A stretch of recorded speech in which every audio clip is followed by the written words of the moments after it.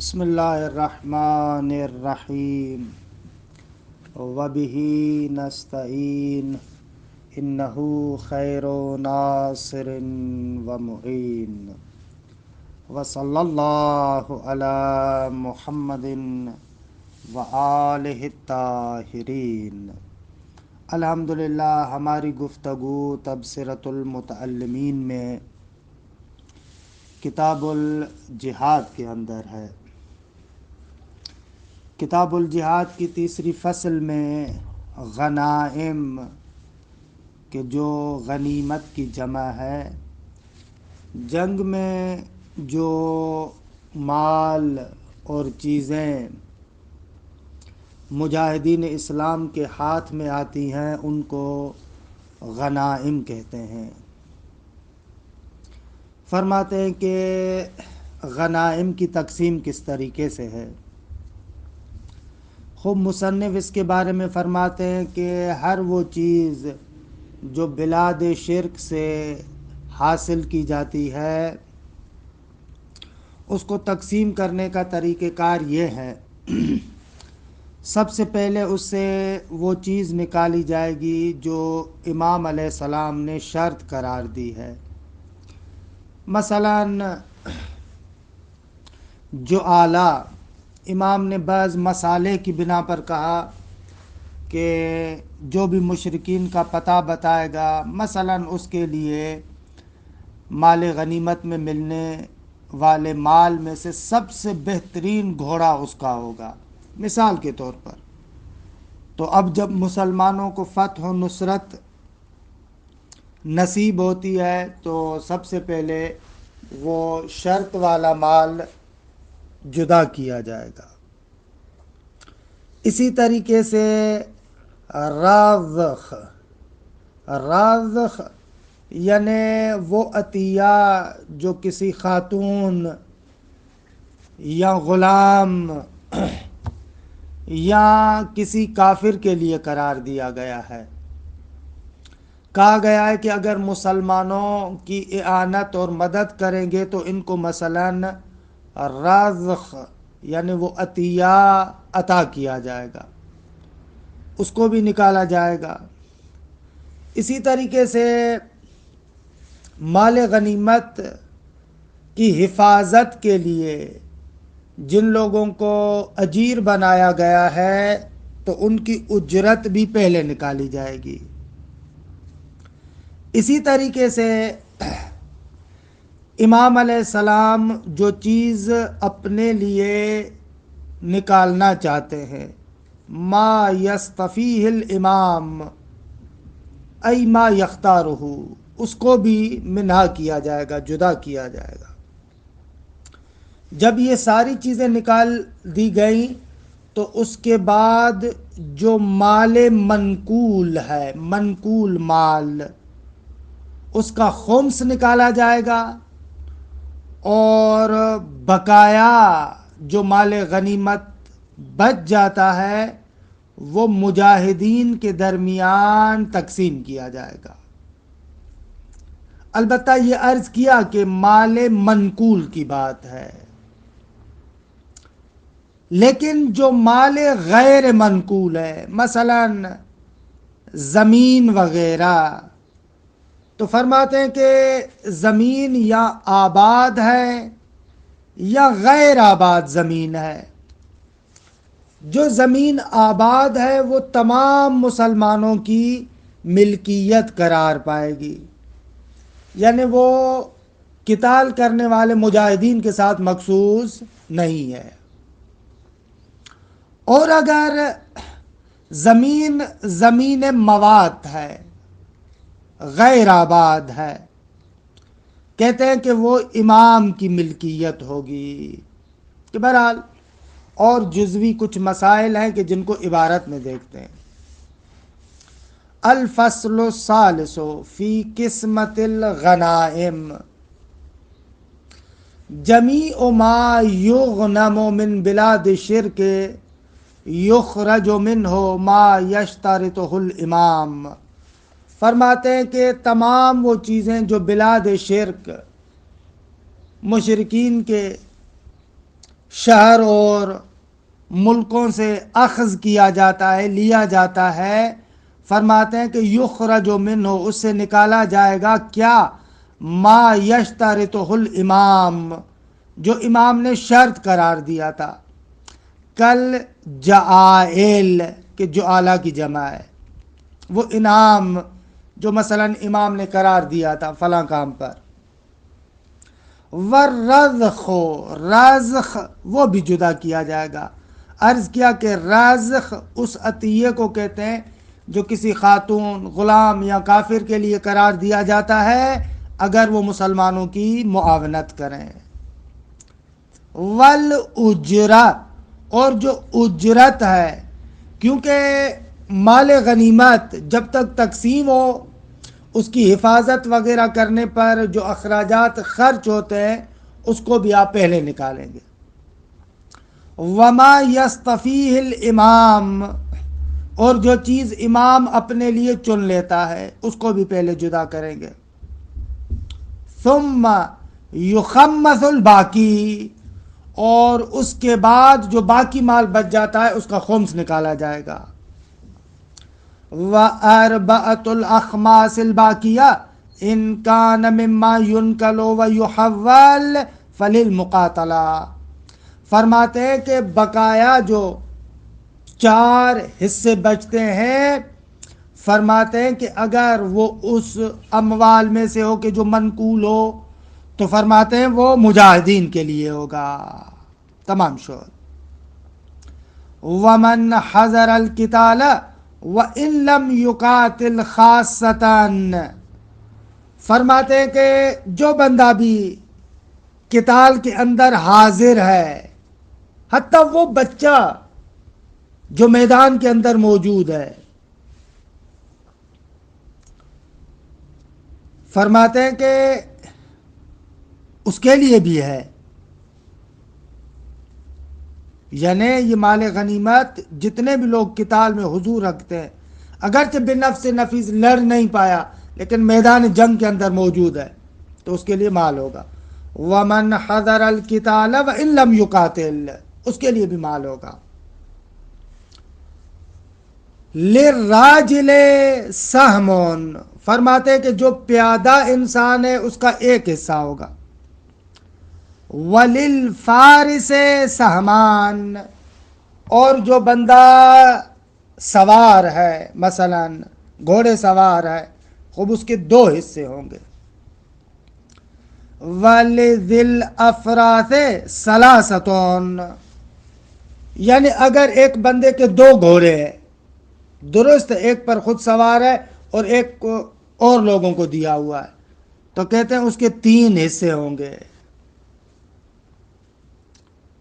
وَمَنْ وُلِدَ بَعْدَ الْحِيَازَةِ قَبْلَ الْقِسْمَةِ أُسْهِمَ لَهُ، حتیٰ جو بچہ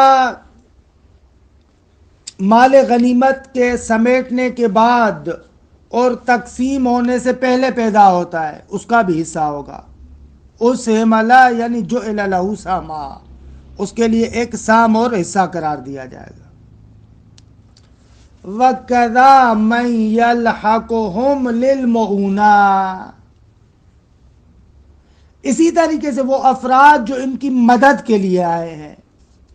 جہاد تمام ہو گیا، مال غنیمت ابھی تقسیم نہیں ہوا لیکن ان کی مدد کو پہنچے ہیں تو کہتے ہیں ان کے لیے بھی حصہ قرار دیا جائے گا.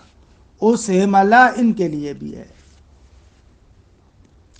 وَلَا يَفْضُلُ أَحَدٌ عَلَى غَيْرِهِ لِشَرَفِهِ أَوْ لِشِدَّةِ بَلَائِهِ، فرماتے مال غنیمت میں ایسے نہیں ہوگا کہ کسی کا حصہ زیادہ ہو کسی کا کم ہو، نہ. وَلَا يُفْضَلُ، اضافہ نہیں کیا جائے گا، زیادہ نہیں دیا جائے گا کسی ایک کو دوسرے کی نسبت سے. لِشَرَفِهِ، اس کی شرافت کی وجہ سے کہ بڑا آدمی ہے، شریف ہے، عزت والا ہے، مقام منصب والا ہے، نہ. یا ایک پر زیادہ مصیبت آئی ہے، کہہ رہے ہیں نہ، نہیں ہوگا ایسے، سب کو برابر حصہ ہوگا. وَيُقْسَمُ مَا يُغْنَمْ فِي الْمَرَاكِبِ هَذِهِ الْقِسْمَةِ. اچھا، فرماتے ہیں کہ مسئلہ اس طریقے سے، مسلمان گھوڑوں پر آئے، ان کا گمان تھا کہ مثلا جہاد خشکی میں ہوگا، لیکن اتفاق سے کفار کے ساتھ پانی کے اندر لڑنا پڑ رہا ہے، کشتیوں کی ضرورت ہے، تو اب کیا آیا واقعا ان کو ان کی سواری کا حصہ دیا جائے گا؟ کہتے ہیں کہ ان کو سواری کا حصہ دیا جائے گا۔ یقسم ما یغنم فی المراکب ہذہ القسمہ، فرماتے ہیں کہ تقسیم کیا جائے گا ما یغنمو، جو غنیمت ان کو ملی ہے، فی المراکب ہذہ القسمہ، مراکب اور جو سواری ہیں ان میں یہی تقسیم ہوگی، یعنی گھوڑے والے شخص کو 2 حصے ملیں گے، راجل کو 1 حصہ ملے گا، اگرچہ وہ گھوڑے پر سوار ہو کر نہیں لڑا، مثلا جنگ پانی میں ہوئی ہے، لیکن گمان تھا کہ ایسے ہوگا، لہذا ان کو دیا جائے گا۔ وَلَا يُسْهَمُ لِغَيْرِ الْخَيْلِ، فرماتے ہیں کہ ایک بندہ پیادہ ہے، یا ایک بندہ اونٹ پر آیا ہے، یا ایک بندہ ہاتھی پر آیا ہے، فرماتے ہیں کہ اس کو اس کی سواری کا حصہ نہیں ملے گا، سواری کا حصہ خصوصیت سے اس کو ملے گا کہ جو اپنے گھوڑے پر آ رہا ہے۔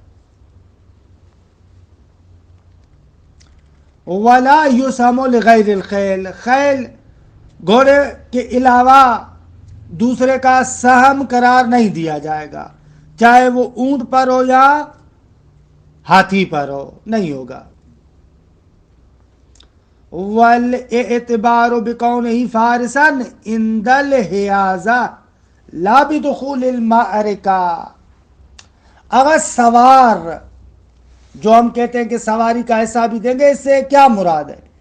فرماتے ہیں اس سے مراد یہ ہے کہ جب مال غنیمت کو سمیٹا جا رہا ہے، جمع کیا جا رہا ہے، اس وقت اگر کوئی بندہ فارس ہے، گھوڑے پر سوار ہے، تو اس کی سواری کا حصہ ہوگا، لیکن ایک بندہ ابتدائی معرکہ میں سواری پر آیا، لیکن فرض کرے اس کی سواری مر گئی، آخر تک اس کے پاس سواری نہیں رہی، تو اس بندے کو فقط 1 حصہ ملے گا، سواری کا حصہ نہیں ملے گا۔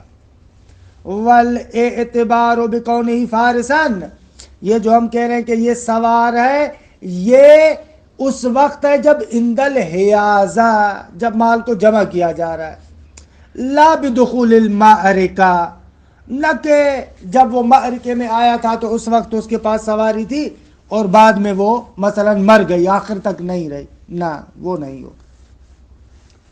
وَلَا نَصِيبَ لِلْأَعْرَابِ وَإِنْ جَاهَدُوا، آگا جو بادیہ نشین وغیرہ ہیں، درست ہے مسلمانوں کے ساتھ مل کر کفار کے ساتھ جنگ لڑتے، کہ نا ان کا کوئی حصہ نہیں ہوگا، اگرچہ امام ان کو تبرعاً کچھ دے دے گا، باقاعدہ حصہ نہیں ہے۔ والاسارا، اس لفظ کو اسارا بھی پڑھتے ہیں، اسارا بھی پڑھتے ہیں، اسارا اور اسارا دونوں، اسیر کی جمع، یعنی جن کو میدان جنگ میں اسیر کیا جاتا ہے۔ والاسارا من الاناس والاطفال یملکون بالسبی، فرماتے ہیں کہ جو اسیر ہے، چاہے خواتین یا بچے، وہ ملکیت میں آئیں گے غلامی کے ذریعے سے، خواتین کنیز بنے گی، بچے غلام بنیں گے۔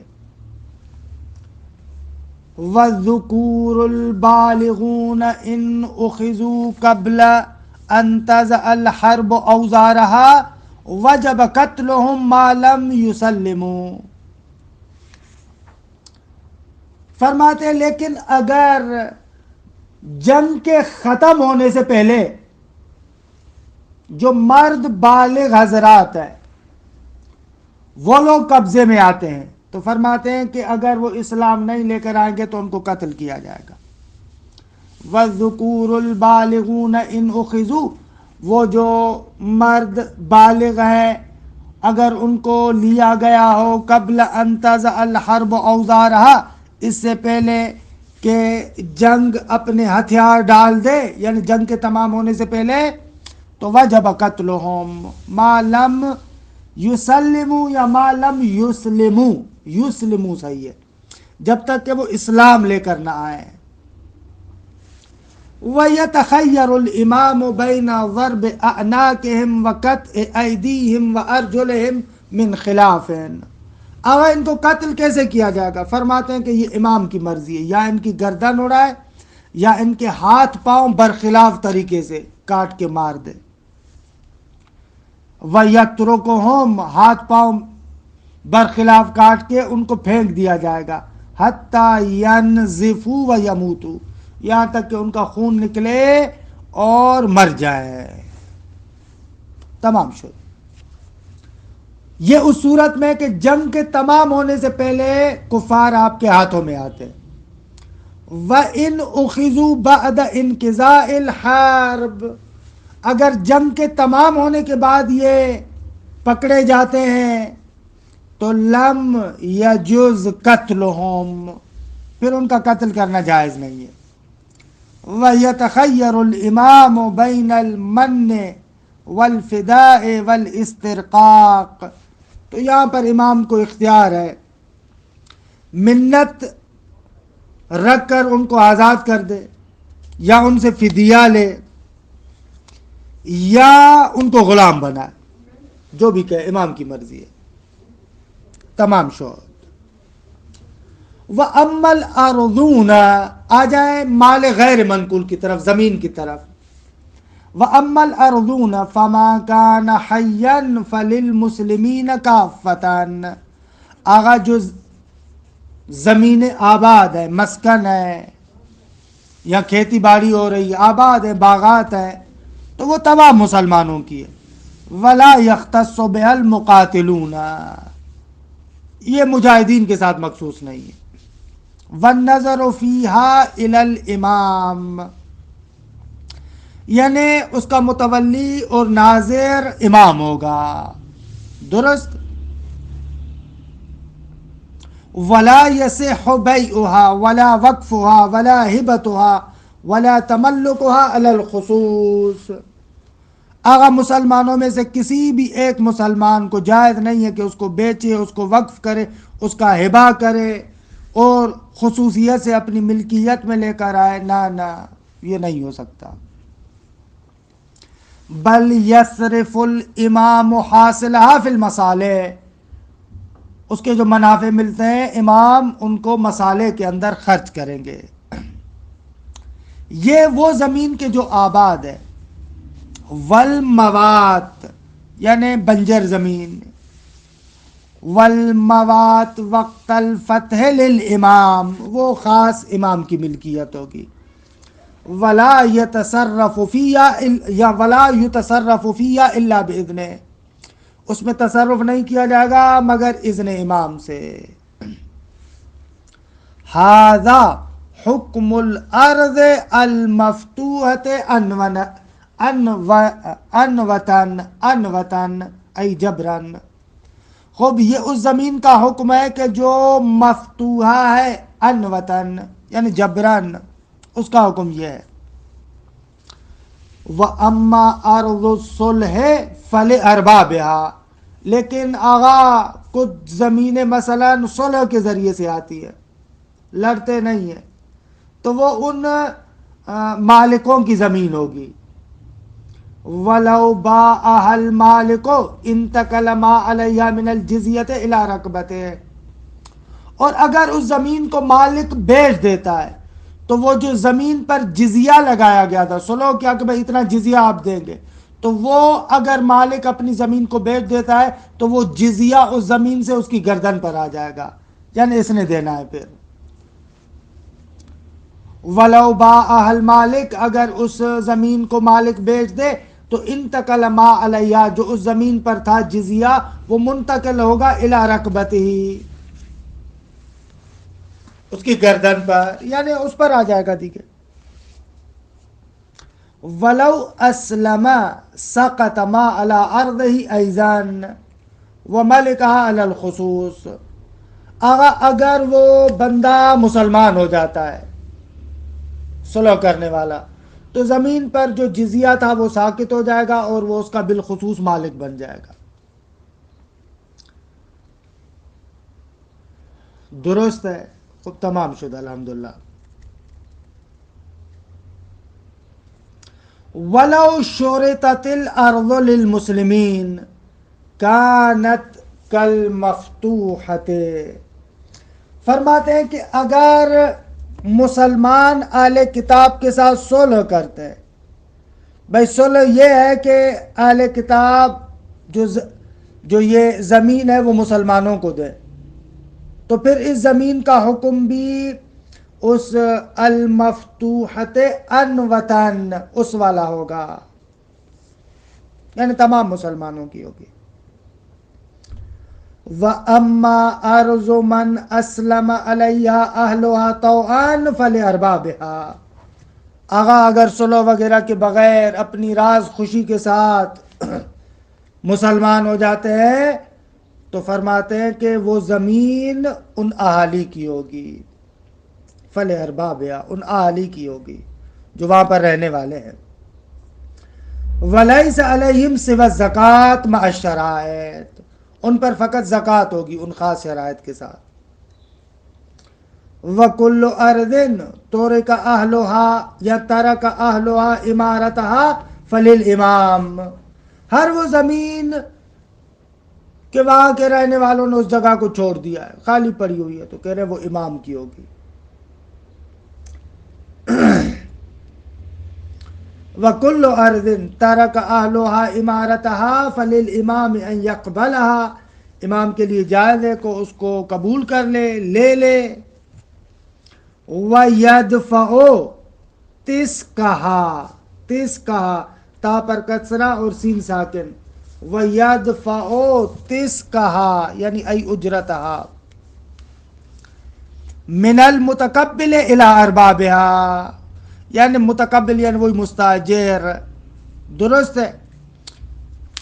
فرماتے ہیں کہ ہر وہ زمین جس کے رہنے والے چلے جائیں تو امام اس کو لے سکتا ہے، اخذ کر سکتا ہے، اجارے پر دے سکتا ہے، اور امام اس کی اجرت مستاجر سے لے کر صاحبان زمین کو دے گا، مشکل نہ دارے. تمام شد. وَكُلُّ مَنْ أَحْيَا أَرْضًا مَوَاتًا بِإِذْنِ الْإِمَامِ فَهُوَ أَحَقُّ بِهَا. فرماتے ہیں کہ ہر وہ زمین کہ جس کو کوئی بندہ آ کر زندہ کرتا ہے، بنجر زمین تھی اس کو آباد کرتا ہے منتہا اذن امام سے، تو فَهُوَ أَحَقُّ بِهَا، تو وہ اس کا زیادہ حقدار ہوگا. وَلَوْ كَانَ لَهَا مَالِكٌ كَانَ عَلَيْهِ تِسْكُهَا. اور اگر اس زمین کا مالک ہے تو زمین کو زندہ کرنے والے پر ضروری ہوگا کہ اس کی اجرت دے اس مالک کو. درست ہے. وَلَوْ كَانَ لَهَا مَالِكٌ كَانَ عَلَيْهِ تِسْكُهَا لَهُ، تو زندہ کرنے والے پر ضروری ہے کہ اس کی اجرت اس مالک کو دے. وَإِلَّا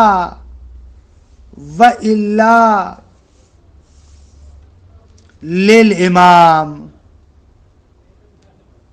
اگر اس زمین کا کوئی مالک نہ ہو، وَإِلَّا یعنی اگر جس کو زندہ کیا گیا اس کا یعنی مالک نہیں ہے، تو پھر وہ امام کو اجرت دے گا.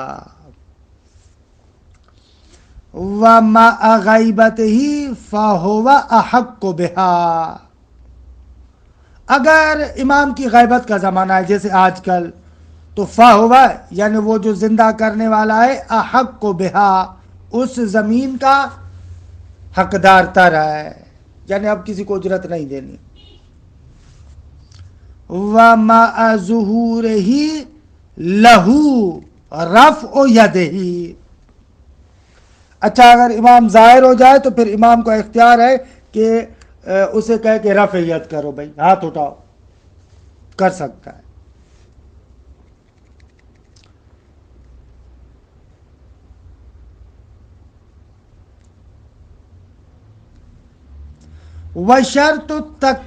وشرط التملیک بالاحیاء ان لا یکون فی ید مسلم ولا حریما لآمر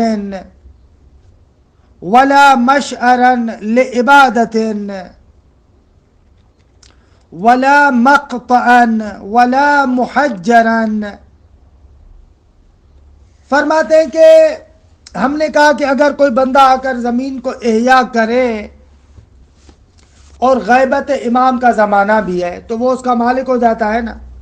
تو کہتے ہیں اس ملکیت کے لیے شرط یہ ہے کہ وہ کسی مسلمان کے ہاتھ میں نہ ہو. اگر کسی مسلمان کے ہاتھ میں ہو تو مالک نہیں ہوگا. ولا حریما لآمرین، اور آباد کرنے والے کے لیے حریم بھی نہ ہو.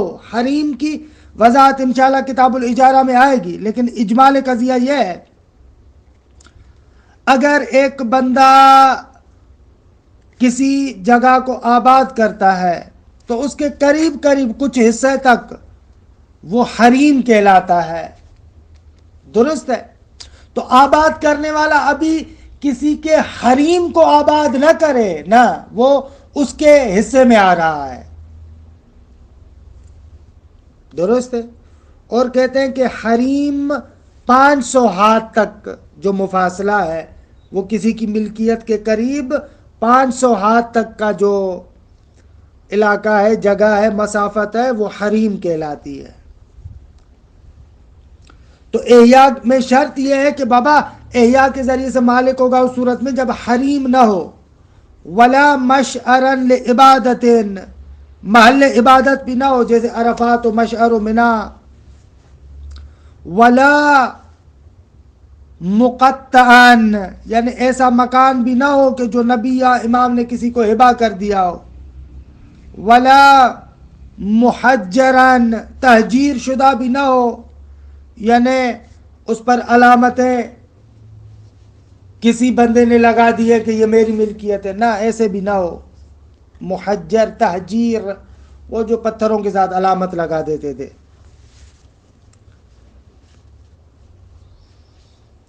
والاحیاء بالعادہ، اگر آباد کرنا وہی عرف اور عمومی اعتبار سے کہ عرف میں کس طریقے سے آباد ہونا ہوتا ہے وہی مراد ہے.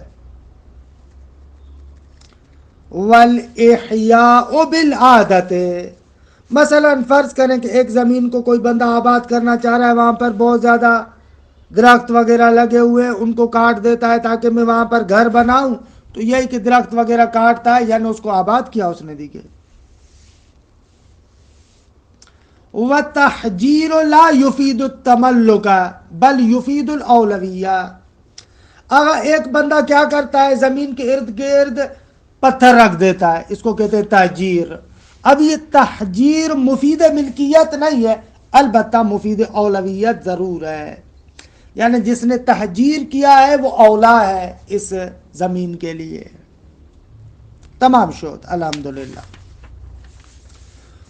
خوب چوتھی فصل اور آخری فصل جو مصنف یہاں پر ذکر کرتے ہیں وہ امر بالمعروف اور نہی عن المنکر کے لیے.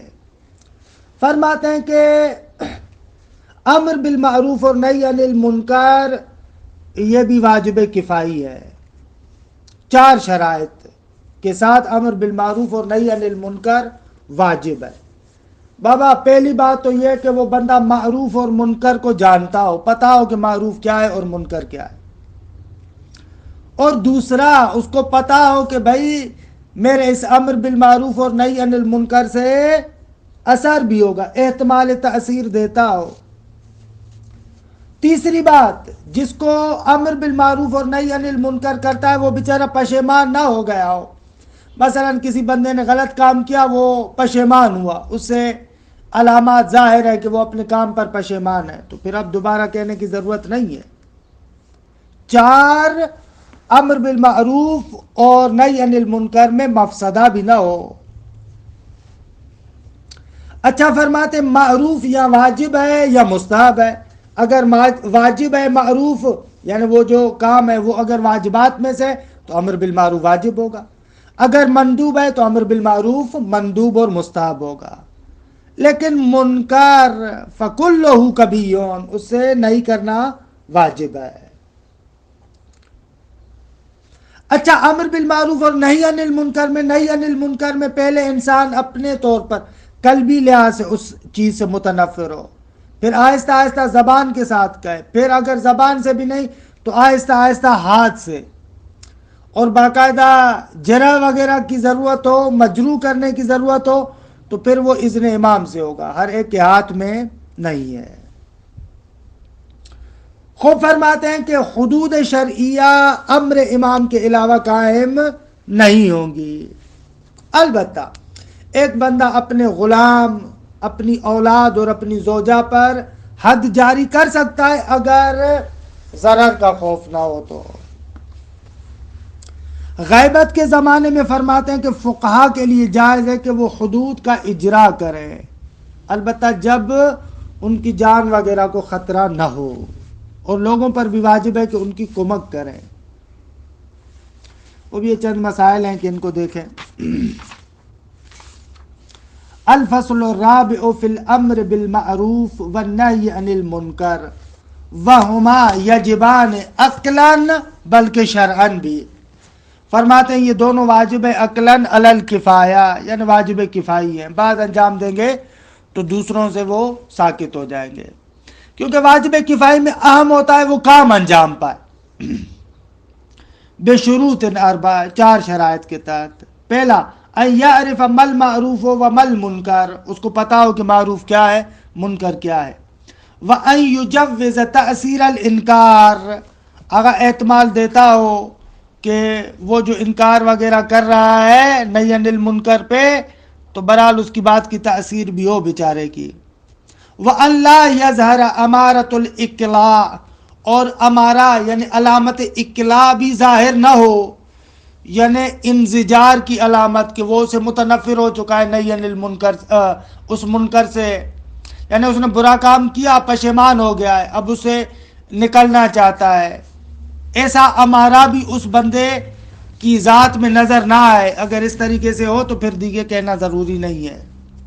وَانتفاء المفسدہ، وہ فرماتے ہیں کہ اگر امر بالمعروف اور نہی عن المنکر پر ایک بہت بڑا مفسدہ مترتب ہو جو اس امر بالمعروف اور نہی عن المنکر سے بھی زیادہ ہو تو پھر بھی نہیں ہوگی۔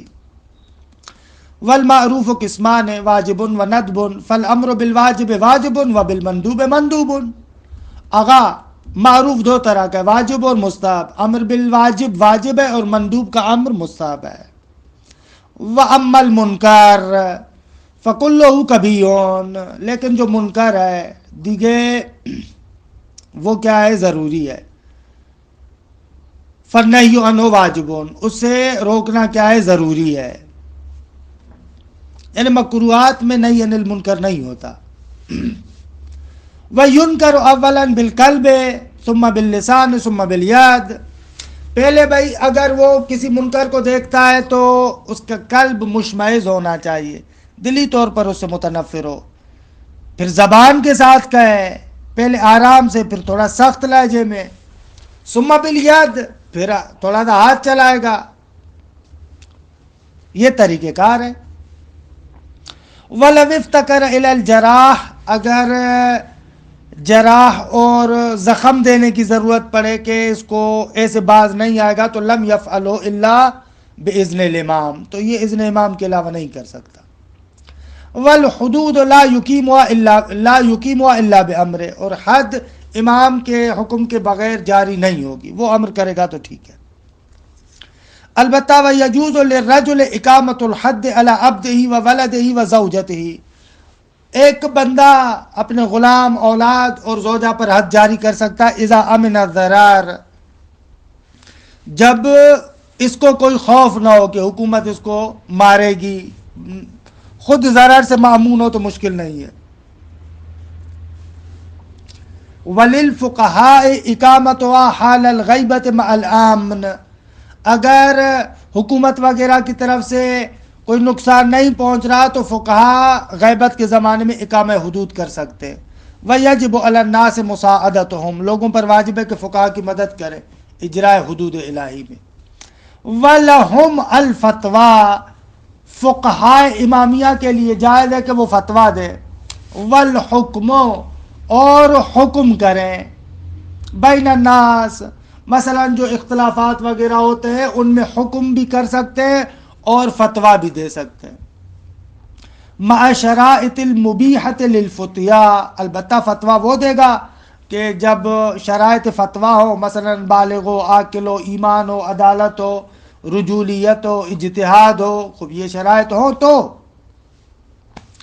ولا يجوز الحکم بمذہب اہل الخلاف، آگا حکم مکتب تشیع سے ہٹ کر عامہ کے مطابق دے، کہہ رہے ہیں کہ نہ نہ نہ نہ ایسے کرنا جائز نہیں ہے۔ حکم جو اجرا ہوگا وہ جو اہل حق کا مبنا ہے، باقی اہل خلاف جو عامہ ہیں ان کے مبانی کے مطابق حکم نہیں کرے گا۔ فَإِنِ اسْتَرَّا عَمَلَ بِالتَّقِيَّةِ، اگر مجبور بھی ہو جائے تو پھر تقیہ پر عمل کرتے ہوئے، البتہ وہ بھی ما لم یکن قتلا، اگر قتل کی نوبت ہو تو وہاں پر تقیہ میں بھی حکم نہیں کر سکتا۔ وَيَجُوزُ الْوِلَایَةُ مِنْ قِبَلِ الْعَادِلِ وَلَوْ أَلْزَمَهُ وَجَبَ، اگر امام عادل اس کو کسی جگہ کا والی بنانا چاہتا ہے تو اس کے لیے ولایت جائز ہے۔ وَلَوْ أَلْزَمَهُ وَجَبَ، اگر امام عادل اس کو واجب قرار دے تو پھر اس پر واجب ہو جائے گا۔ وَيَحْرُمُ مِنَ الْجَائِرِ، ظالم کی جانب سے ولایت کو قبول کرنا درست نہیں ہے۔ ما لم يعلم تمكنه من الامر بالمعروف والنهي عن المنکر، البتہ جائر اور ظالم کی طرف سے ولایت کو قبول کرنا جائز نہیں ہے تب تک کہ جب تک وہ نہ جانتا ہو کہ بھئی امر بالمعروف اور نہی عن المنکر کرنے میں آیا میرے ہاتھ کھلے ہوں گے یا نہیں، تب تک جائز نہیں ہے۔ لیکن اگر اس کو پتا ہے کہ اس جائر کی جانب سے میں اس ولایت کو قبول کرتا ہوں لیکن امر بالمعروف کر پاؤں گا، نہی عن المنکر کر پاؤں گا، تو کہتے ہیں کہ پھر قبول کر سکتا ہے۔ وَلَوْ أُكْرِهَ بِدُونِهِ، اگر امر بالمعروف اور نہی عن المنکر پر طاقت رکھنے کے علاوہ بھی اس کو مجبور کیا جا رہا ہے، مکرہ کیا جاتا ہے، تو جاز، تو ولایت لے سکتا ہے۔ وَيَجْتَهِدُ فِي إِنفَاذِ الْحُكْمِ بِالْحَقِّ، لیکن پھر واجب ہے اس پر کہ وہ کوشش کرے کہ جو حق کی بات ہے، حق کا حکم ہے، اسی کو نافذ کرے۔ وصلی اللہ علی محمد وآل بیتہ الطیبین الطاہرین۔ الحمدللہ کتاب الجہاد تمام ہوا۔